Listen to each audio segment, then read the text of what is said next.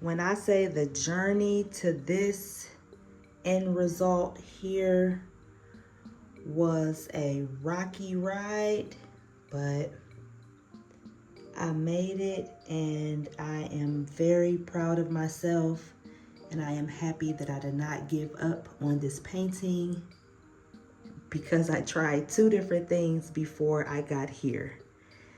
So I love the contrast between the black and the champagne gold and the custom cream and white.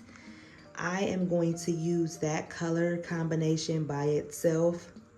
So I'm going to subtract the blue next time around and do a similar technique, but just with these 5 colors here. I absolutely love this big chunky area of cells. I did stretch them out a bit, and in doing so it grew them a little bit more. That's kind of why they're just like clumped together, but they are so pretty.